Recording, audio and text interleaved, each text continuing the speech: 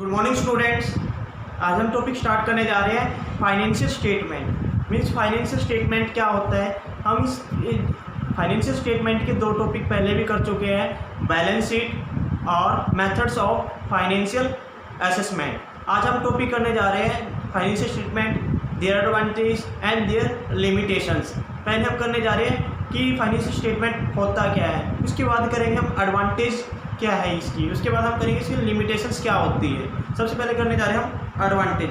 After the preparation of the trial balance the management of a business enterprise proceeds to get the financial statement prepared. The purpose of preparing financial statement is to enable the management to have a periodic review of the progress made by the enterprise and dealt with the present status of investment in the business, the result achieved during the period under review.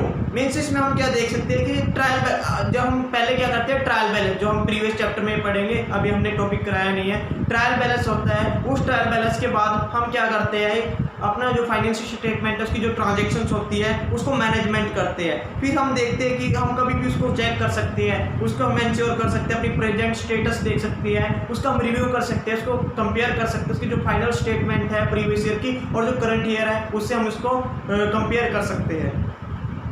The term financial statement means two statements prepared at the end of the accounting period of the enterprise, like the balance sheet and profit and loss account। इसमें हम क्या करते हैं, जो financial statement होती है वो हमारा क्या करते हैं, हम पहले लॉस एंड प्रॉफिट, जो लॉस एंड प्रॉफिट अकाउंट बनाते हैं और एक हम बनाते हैं बैलेंस शीट, जो हम पहले भी कर चुके हैं। बट जो हमारा अभी प्रॉफिट और लॉस रहता है वो अभी हम इस टॉपिक में कराने जा रहे हैं।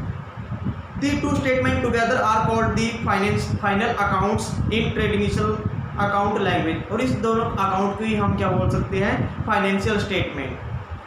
नेक्स्ट करते हैं हम advantage of financial statement. First is management, second is creditors, third is share holders, fourth is employees unions. Management, जब भी हम कोई भी बिजनेस स्टार्ट करते हैं, कोई भी ऑर्गेनाइजेशन स्टार्ट करते हैं तो सबसे पहले क्या होता है, management. The management can review the up to date progress made by the enterprise and then decide about necessary course of action to be taken in future. इसमें हम क्या करते हैं, पहले कोई आइडिया बनाते हैं, उस आइडिया बेसिस पे हम इसको स्टार्ट करते हैं, वो स्टार्ट करने के बाद ही हम कोई इसको मैनेजमेंट तरीके से इसको रन करते हैं। Second is creditors. The creditors can decide about extending, maintaining और restricting the flow of their credit to their business. जो क्रेडिटर्स होते हैं, जो कंपनी जो क्रेडिटर्स होते हैं उसके ऊपर डिपेंड होती है कि कंपनी कितना एक्सपेंड करती है, कितने आपको प्रमोट करती है। यदि क्रेडिटर चाहेंगे तो कम किया जाए तो कम किया जा सकता है। यदि क्रेडिटर सोचते हैं कि हम ज़्यादा बिजनेस स्टार्ट करने जा रहे हैं, हम ज़्यादा सोचते हैं कि वो ज़्यादा पैसा लगाते हैं, तो वो उतने ही कंपनी को रन कर सकते हैं। डिपेंड करता है क्रेडिटर्स के ऊपर। नेक्स्ट आता है शेयर होल्डर्स। शेयर होल्डर्स होते हैं जो कंपनी में शेयर्स लगाती है, वो उसका 2% पे भी हो सकता है, 5% भी होता है, कंडीशन होती है जितना भी शेयर होता है। तो जो शेयर होल्डर्स है उसके ऊपर भी डिपेंड करता है। शेयर होल्डर्स पैसा लगाता है कंपनी में, वो एक टाइप का मतलब पैसा आता है कंपनी में, जो डिपॉजिट होता है वो उसको आगे कंपनी रन करने में हेल्प करती है। Next is employees union. Employees union होती है जैसे कोई कर्मचारी संघ हो गया या कोई लेबर डिपार्टमेंट, लेबर यूनियन होगी, वो भी इसमें एक रोल प्ले करती है। द एम्प्लॉइज ग्रुप और union can find out the present financial condition to of the firm from the financial statement and all the able to decide whether the firm is in a position to pay higher wages and bonus etcetera. Employees unions वो financial statement check करती है और उसको decide करती है कि आपकी बार जो लेबर है या कोई भी एम्प्लॉइज उसकी सैलरी क्या होनी चाहिए। नेक्स्ट आता है limitations of financial statement. The profit shown in profit and loss account and the financial position revealed by the balance sheet cannot be exactly true since these statements are only interim reports। जो इसमें क्या होती है, जो हम मान ली कोई balance sheet है उससे कोई आइडिया निकालते हैं, उससे कोई रिजल्ट निकालते हैं या उससे कोई एनालाइज करते हैं, तो करेक्ट नहीं होती, अप्रोक्स होती है, आइडियल होती है। ये भी इसकी लिमिटेशंस होती है। इसमें हम एग्जैक्ट फाइनल पोजीशन कंपनी किस पोजीशन पर है उसको हम एनालाइज नहीं कर सकते। Second is the balance sheet is affected by various factors such as fixed asset, going concept and conventions like conservation and consistency. As such, the balance sheet does not reveal the exact final position of the concern as it claimed by it. जो balance sheet होती है इसको कई factors होते हैं जो इसको affect कर सकते हैं। First is fixed assets, second is going concept and third is conservation and consistency. ये भी जो हमारे होते हैं कंपनी को इफेक्ट करते हैं। Next is many items in financial statement are influenced by personal judgement.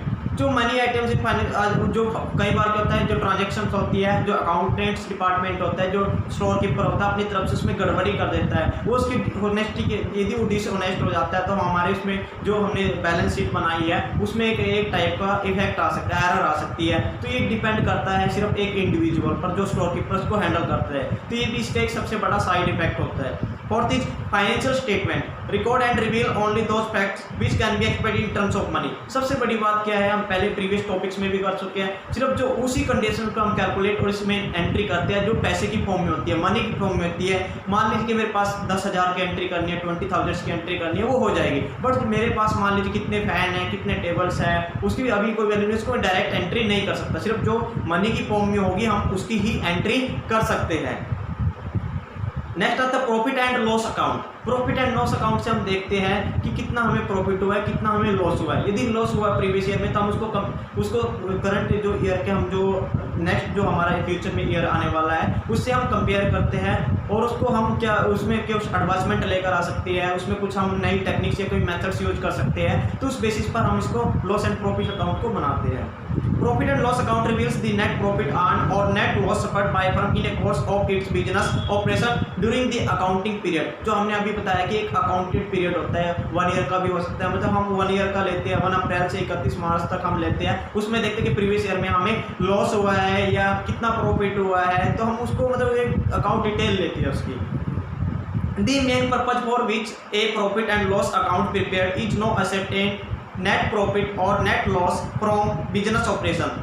The net income of the current year can be compared with that of the previous year and the deviation in income of different periods may be analyzed to ascertain the factors responsible for such deviation. हम क्या करते हैं, जो हमारी income आई है हम किसी भी फाइनेंशियल ईयर से उसको कैलकुलेट कर सकते हैं। वो कब हम कैलकुलेट करेंगे, जब हमारे पास कोई कंपेयर करने के लिए वैल्यू हो, और वो जो वैल्यू होती है हम बैलेंस शीट से उसको निकालते हैं, उसको कैलकुलेट करते हैं।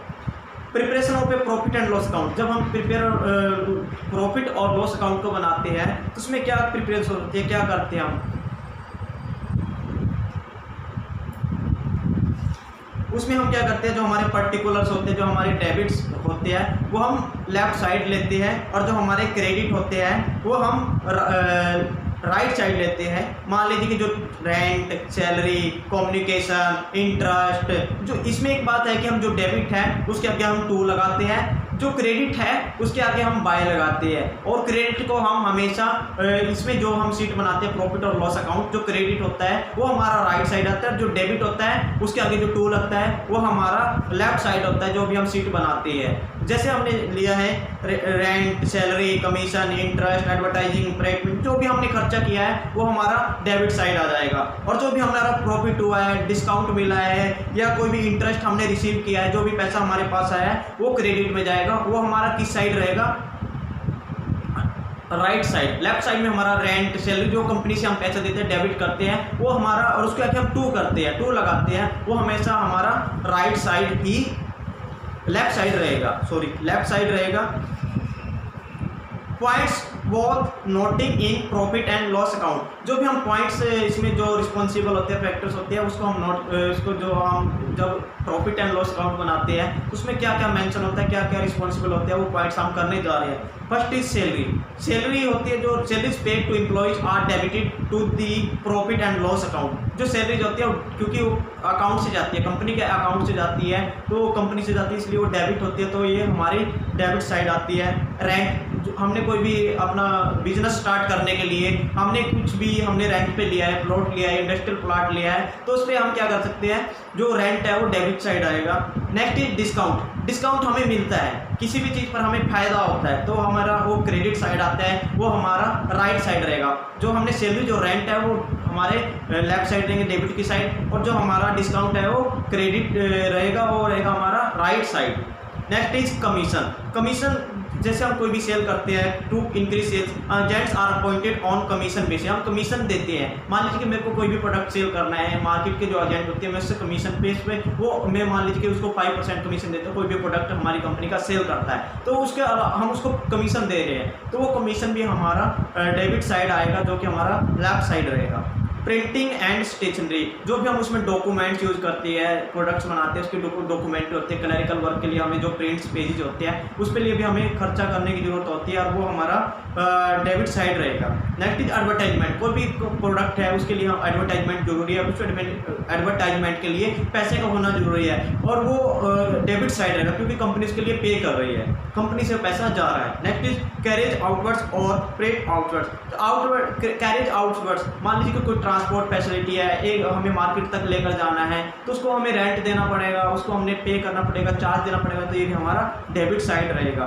बैड डेबिट्स होते हैं, मान लीजिए रिकवरेबल डेबिट्स, कंपनी ने कोई पैसा दिया है या कोई भी सेल किया है, उसका पैसा उधार है, अभी तक वो आया नहीं है, तो आता है बैड डेबिट्स। और तो बैड डेबिट्स है this is a loss item for a business, तो ये डेबिट साइड आएगा क्योंकि इसके आने के चांसेस नहीं है और ये पैसा कंपनी से गया है, इसलिए इस बेसिस पर हम इसको डेबिट साइड डालते हैं। रिपेयर्स, कोई भी मशीनरी है, कोई भी हमारा इंस्ट्रूमेंट उसकी रिपेयर करनी है तो उसके लिए हमें पैसा देना पड़ेगा, तो ये भी हमारा डेबिट साइड में आएगा, जो कि हमारा लेफ्ट साइड रहता है। ड्रॉइंग्स होता है जो कंपनी से पैसा निकालता है, मान लीजिए कि मेरे को कंपनी के लिए कोई मशीन लेकर आना है, अपने पर्सनल के लिए कोई पैसा निकालना है, इलेक्ट्रिसिटी बिल हमें देना है, या कोई हमें रॉ मटेरियल खरीदना है, तो ड्रॉइंग्स जो हम पैसा निकालते हैं वो भी हमारा डेबिट साइड रहेगा।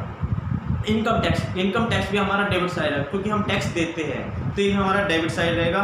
लॉस और gain on asset sold, loss होता है या गेन होता है, जो गेन होगा वो हमारा क्रेडिट साइड आएगा, जो लॉस होगा वो हमारा डेबिट साइड आएगा।